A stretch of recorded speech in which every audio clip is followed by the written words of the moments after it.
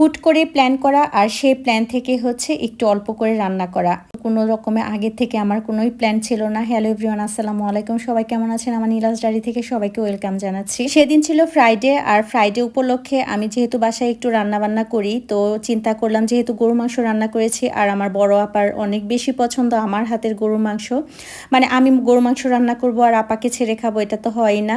আর যেহেতু সেদিন আইনের স্কুলে প্রোগ্রামও ছিল পহেলা বৈশাখে, সব কিছু মিলিয়ে একবার চিন্তা করেছিলাম যে শুধু গরু মাংস পোলাও রান্না করে ফেলি। আবার চিন্তা করলাম যে আজকে যেহেতু ফ্রাইডে, বাসায় যেহেতু সবাই আছে, তাহলে একটু একটু করে অল্প যাই পারি না কেন রান্না করে ফেলি। স্কুল থেকে আসার পরেই কিন্তু আমি গরু মাংসটা রাতে হাফ করেছিলাম, আর হচ্ছে তারপরে দিনে যতটুকু পেরেছি পুরাটা কমপ্লিট করেছি। এখানে মাছ ভাজি করেছিলাম, গরু মাংস করেছিলাম, সাদা একদম প্লেন পোলাও করেছিলাম, আর হচ্ছে চিকেন কোরমা করেছিলাম। খুব বেশি যে অনেক আইটেম করেছি তা না, মূলত হচ্ছে গরু মাংসটা যেহেতু আপা পছন্দ করে সেজন্যই হচ্ছে রান্না করা।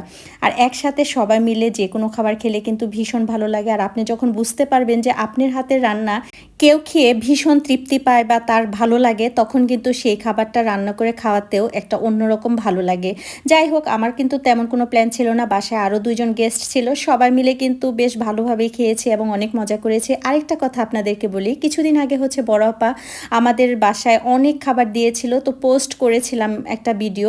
তো ওখানে আমি কিন্তু বলেছিলাম যে বড় আপা এত খাবার কেন দিয়েছিল, তখন কিন্তু বলেছিল যে পরে বলবো। তো যাই হোক, পরে হচ্ছে আয়নের বাবার কাছেই বলেছিল যে আমরা দুইজন হচ্ছে ঈদের পর নফল যে রোজাগুলা থাকে সেগুলা করেছিলাম, সেই খুশিতেই হচ্ছে এত খাবারের আয়োজন করেছিল। সত্যি কথা বলতে সেদিন আমি যখন শুনেছিলাম যে আমি এবং আয়নের বাবা রোজা রাখার কারণে এত খাবারের আয়োজন করেছিল, আমার এত ভালো লেগেছে যে এমন মানুষও কি এখনও আছে। আলহামদুলিল্লাহ আছে। মানে আমি আমার ননাসের জন্য মানে যতটুকু পারি করার চেষ্টা করি, হয়তো বা পারি না, তারপর চেষ্টা করি। আর আমাকে তো আলহামদুলিল্লাহ অনেক বেশি আদর করে, ছোট বউ যেহেতু বাড়ির।